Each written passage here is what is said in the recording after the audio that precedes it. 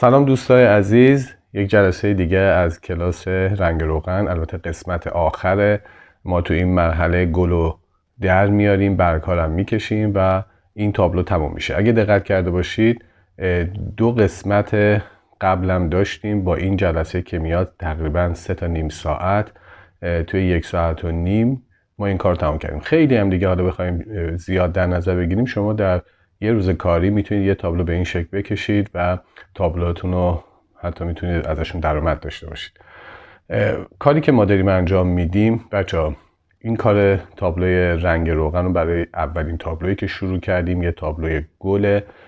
من از همون اول که آستر زدم بهتون نشون دادم، ترکیب رنگ ها رو دقت کردید، پالتم روبروی دوربینه و شما میبینید چجور ترکیب میکنم، چگونه قلم میزنم و چگونه کاردک اجرا میکنم. همه مراحل شما دیدید و دیگه کامل میتونید این گل بکشید. حالا صرف نظر این گلای دیگه، من چیزای دیگه هم که حالا شما گل در نظر بگیرید، گلای دیگه هم میتونید انتخاب بکنید و به همین روش اجرا بکنید و سریع کار تموم بشه. اولین کاری که ما میکنیم، دقت بکنید توی این مرحله همیشه یادتون باشه توی رنگ روغن از قسمت‌های تیره ما باید به قسمت‌های روشن بریم. الان توی این گل یه حجمی وجود داره، درسته؟ ما اول میریم حجمش رو ایجاد میکنیم، با سیاه و قرمز یه تیره درست میکنم و حتی یه مقدار سبزم داخلش بود. قسمت‌های تیره و زیر اون کاسبرگ، اون وسط گل رو چی میگن؟ توی کامنت لطفا برای من بنویسید، من بعضی وقتا اسم یادم میره. اینو برای من بنویسید که اسمش چیه. اونو اجرا میکنیم، حجمش رو یه مقدار در میاریم و بعد میریم سراغ مراحل بعدش. خب اون برگ‌های زیر گلم که من یه دوره‌ای اصلا زیست شناسیم خیلی خوب بود، خیلی همه چی گیاها رو بلد بودم، یواشاش اینقدر نگفتیم یادمون رفته. خب قسمت‌های سبزش هم اجرا میکنم. دقت میکنید که توی این مرحله دارم با قلمو اجرا میکنم چون میخوام قسمت‌های زیر رو بزنم. یه نکته دیگه ای که میخوام بهتون بگم، خیلی دقت بکنید توی رنگ روغن، توی اجراهای جرمدار و حجمی، قسمت‌های تیره لازم نیست زیاد برجسته باشه و رنگ‌ها ضخیم باشه. به خاطر همون قسمت‌های تیره‌اش رو دقت میکنید با قلمو میزنم، نازک هم باشه، رنگ‌ها نازک هم باشه، هیچ اشکالی نداره. بیشتر اهمیت روی نورهاست. توی نورها حجم رنگمون که زیاد باشه خیلی زیباتر میشه کارمون. رنگ‌های سبزم اجرا میکنم، جاهایی که لازمه تیرگی‌هاشو میزنم و آماده میکنم سطحو برای اینکه کاردک بزنم. این کار گل، دقت بکنید توی گلبرگ‌ها، چون گلبرگ‌ها رنگ‌های شفاف و روشنی داره توی این گل، من همه‌شو میخوام با کاردک، یعنی بیشترشو با کاردک میخوام اجرا بکنم که رنگ‌ها یک دست و صاف باشه. تقریبا از 2 تا یا 3 تا رنگ روی گلبرگ‌ها استفاده میشه، رنگ زرد و تقریبا رنگ زرد اوک نارنجی. حالا قبل از اون میگم من قسمت‌های تیرش رو بزنم. این سبزهایی که میزنم اون رنگ زرد رو یه مقداری خنثی میکنه. حالا خدا خیلی دقیق همه چی آفریده، همون برگ‌های سبزی که در کنار رنگ‌های زرد و قرمز و اینا قرار میگیره، این رنگ مکملیه که در کنار هم قرار داده و به خاطر همینه که گل‌ها خیلی زیبا نشون میدن، رنگ‌ها خودشون خیلی خوب جلوه میدن، نشون میدن. تو این تابلو دقت بکنید، رنگ پس زمینه ما آبی سبز انتخاب شده. این آبی سبز خودش یه رنگ مکملیه که در کنار حالا رنگ زرد نارنجی ها و قرمز ها قرار بگیره. این رنگ های زرد و نارنجی رو خیلی خوب و شفافتر نشون میده، چون متضاد هم هستن. شما این رنگ های متضاد اینجا به درد میخوره دیگه.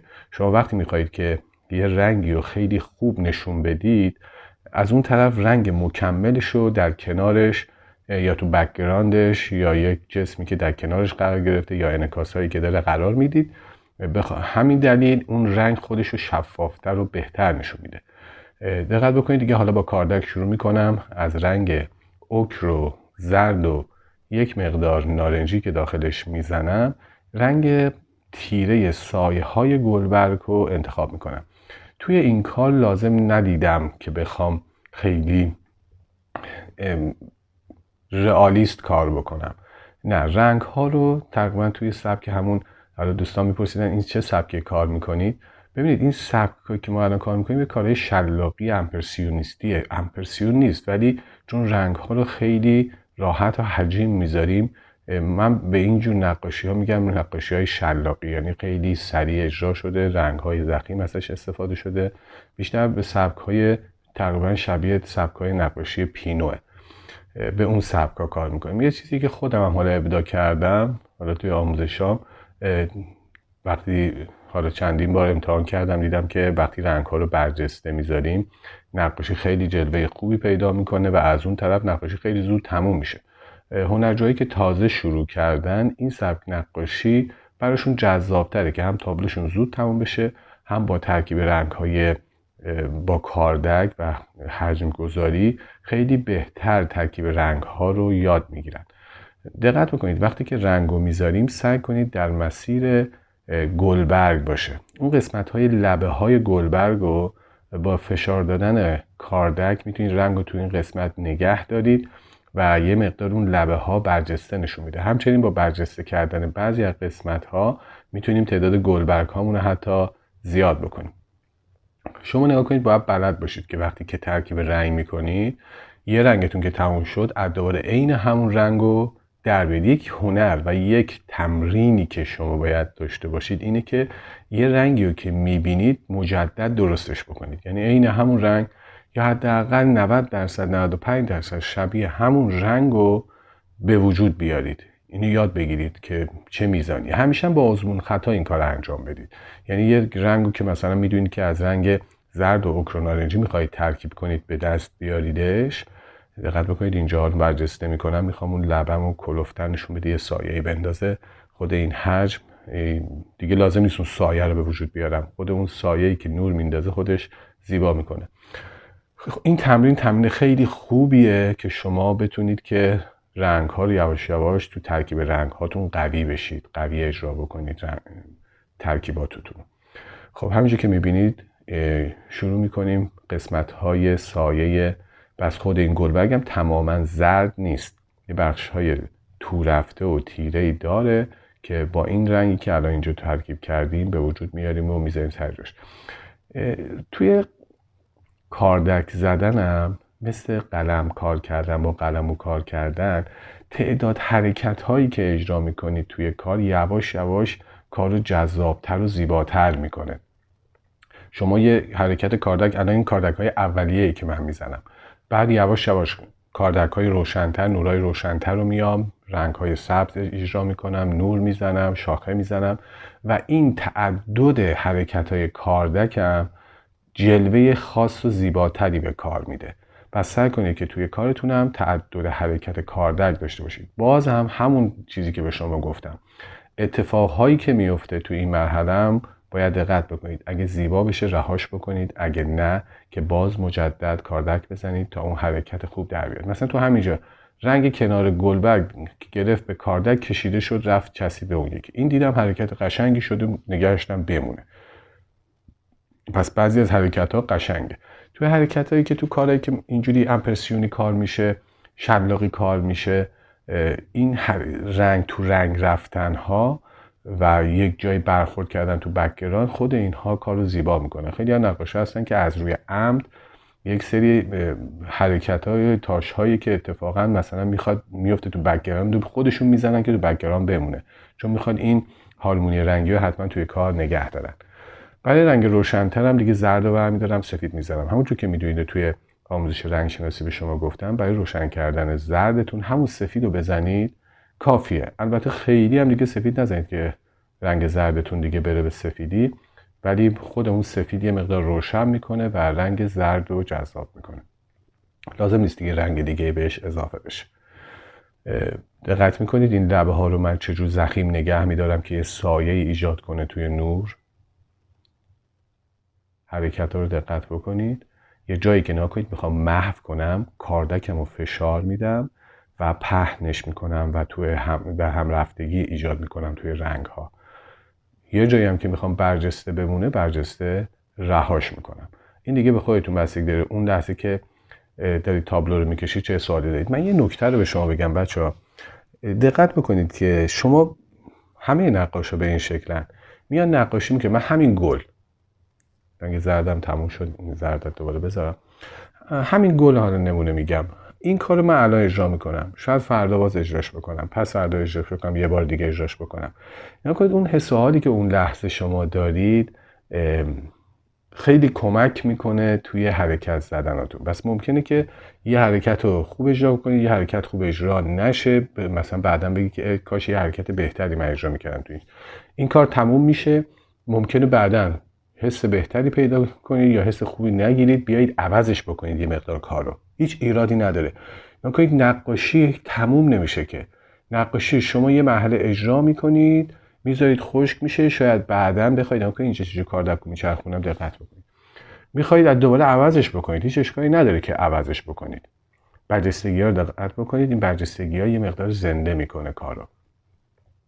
تو اینجا هم قسمت‌های روشن میام رنگ زردمو میزنم و با ترکیب و در هم رفتگی تو اون رنگ اوک نارنجی که قبلا گذاشتیم یه حجم خوبی کارمون میگیره. این حرکت ها رو حتما دقت بکنید که کارتون خیلی زیبا میشه. نکنید تو این روشیه که با اکریلیک هم میتونید این کار رو اجرا بکنید. رنگ های اکریلیک هم حالا چون زودتر حالا خشک میشه، به نظر من حالا توی کارهایی که برجسته میخوایم به این شکل کار بکنیم، رنگ های اکریلیک شاید هم حتی بهتر جواب بده. حالا بعضیا فکر میکنن که رنگ اکریلیک رنگ ماتیه، نه، در حد خود رنگ روغن شاید هم بیشتر میتونید شفافیت رنگاتون توی اکریلیک بگیرید. حالا چون شباهت خیلی زیادی به رنگ روغن داره، شاید بعضی جاها من رنگ اکریلیک هم بیارم و براتون اجرا بکنم. اون گلبرگ پایینیشو یه مقدار روشن‌تر کردم، این دیگه دارم هی تنوع میدم به رنگم، بالا پایینش میکنم که حجم بهتری از کار دریافت بکنم. حالا برم اون گل بالایی هم بزنم، تو زردم یه مقدار سفید میزنم که روشن بشه. این رنگ پایینی تقریبا الان فکر میکنم مطلوبه، خوبه. حالا اگه لازم باشه باز برمیگردم مجدد بخوام روش کار بکنم. برم این گل بالایی هم یه مقدار رنگ‌های روشنش اجرا بکنم، کاردکمو برمی‌دارم، نکنید میکشم. اجازه بدید اون اتفاقها بمونه، اون حرکت ها که تو اونجا اجرا کردید نکن، رنگو بالا میذارم میکشم، چون میخوام اون ضخامتم روی اون لبه گلبرگ بمونه، به خاطر همون بالا رو دست نمیزنم، سعی میکنم جرم بیشتر از رنگمون بالا بمونه. به این شکل پشت سر هم قرار گرفتنی توی گلبرگ ها دیده میشه. اینجا یه نوری بزنم. همین کاردک زدن ها رو دقت بکنید. خودتونم یه بوم بردارید از همون ابتدا که شروع میکنید با من، چون که سرعت ویدیو هم که زیاد نیستش که همینجور که من دارم کار میکنم شما هم با دیدن ویدیو همین اجرا بکنید. کاردک میزنم شما بزنید عین من، در نهایت شبیه این خواهد شد. و بعد از اینکه این تمرین رو با من انجام دادید، قلم دستتون رو به دست میارید دیگه، یاد میگیرید دیگه، خودتون اجرا میکنید. حالا گلبرگ و یه ذره این ور اونورم متفاوت تر از منم بکشید، شاید حتی بهتر از منم در بیاد کارتون. سعی کنید که خودتون باشید، اون چیزی که حالا من صرفا من اجرا میکنم نباشید. من فقط به شما یاد میدم که چجوری بدون ترس کارو اجرا بکنید.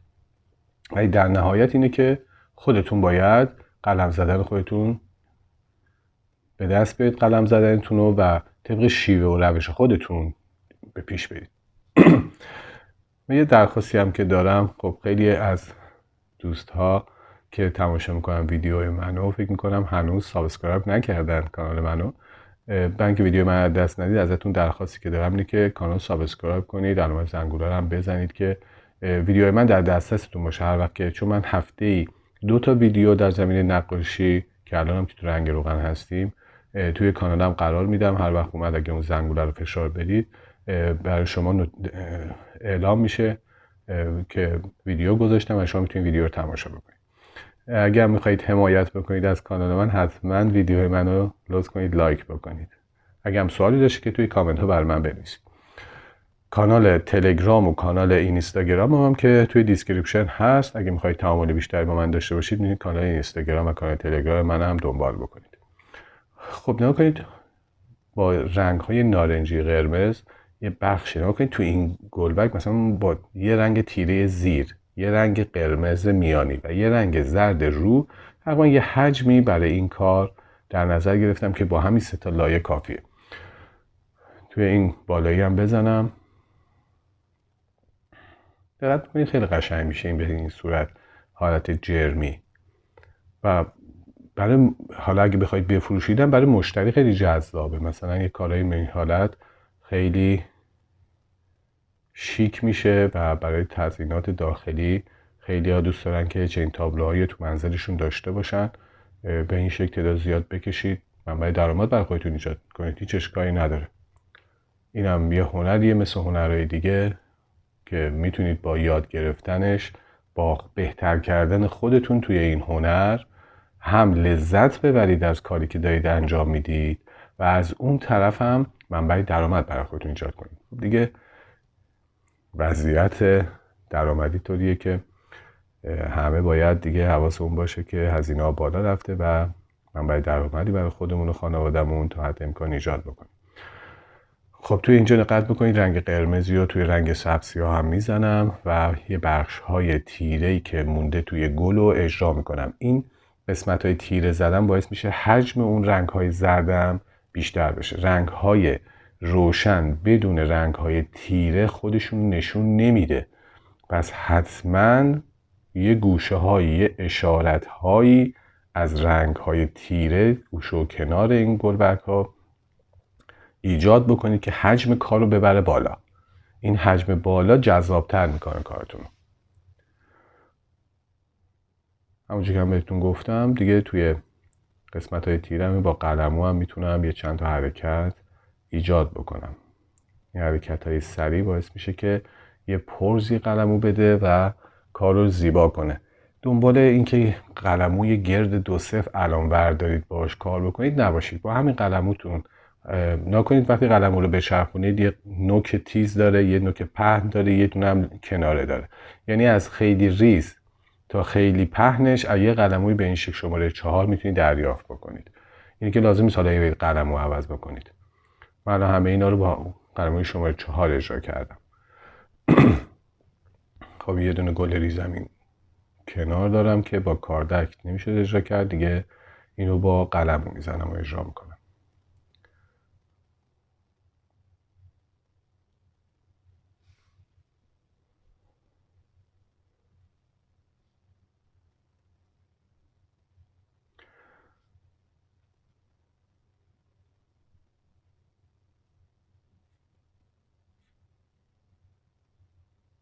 قسمت های روشنش هم که سفید به زردم میزنم دیگه، رنگ دیگه لازم نیست. یه مقداری نکنین جایی که میخوام تیز باشه از کنار قلمو استفاده میکنم، بعضیا از پهناش. طبق قاعده پرسپکتیو به این شکل دیگه گلبرگ هایی که روبرو قرار میگیره پهنه، پس من از پهنه قلمو میزنم. گلبرگ های کنار رفته تو پرسپکتیو، پس نازکتره، از گوشه کنار قلمو اجرا میکنم و میزنم. یه رنگای تیرش هم بزنم که حجم بگیره، حالت گلبرگ در بیاد.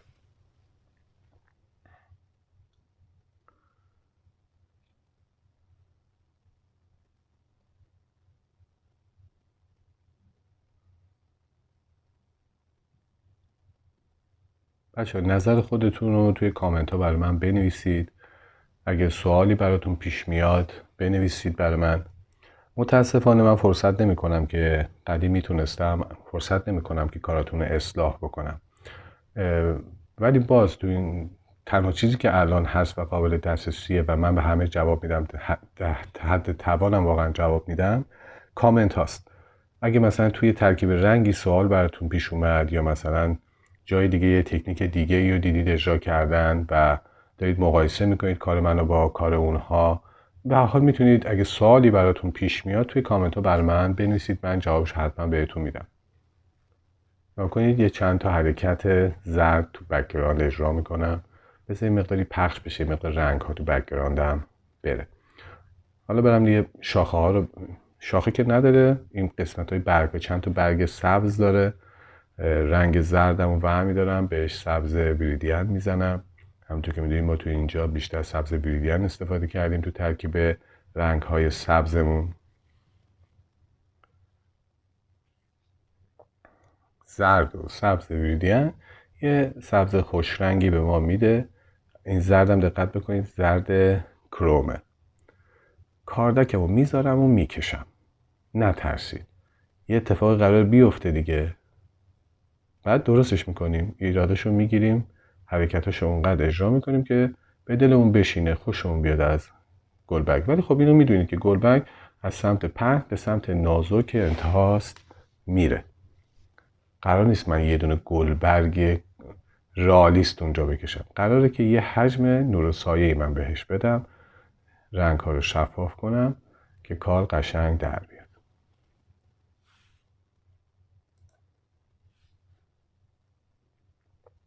یه شاخه سبزم دارم اینجا، اونم اجرا میکنم.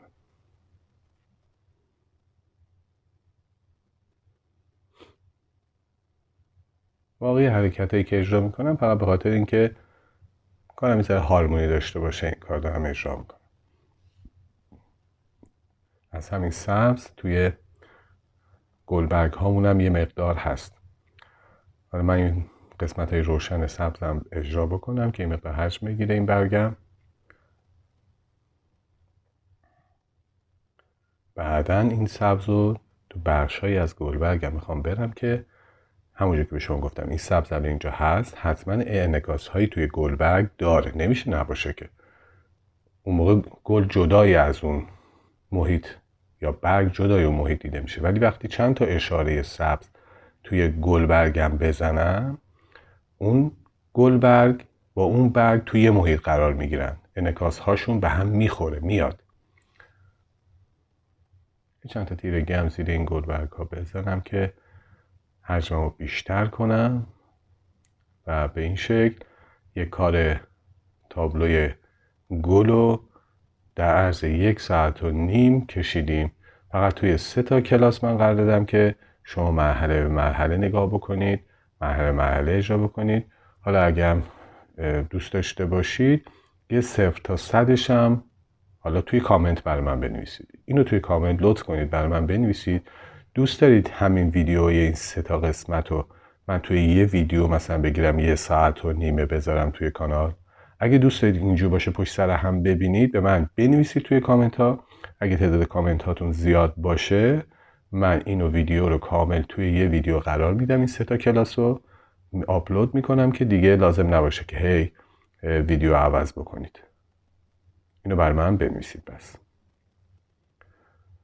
خب امیدوارم که این تابلو و نقاشی رنگ روغنش براتون مفید بوده باشه.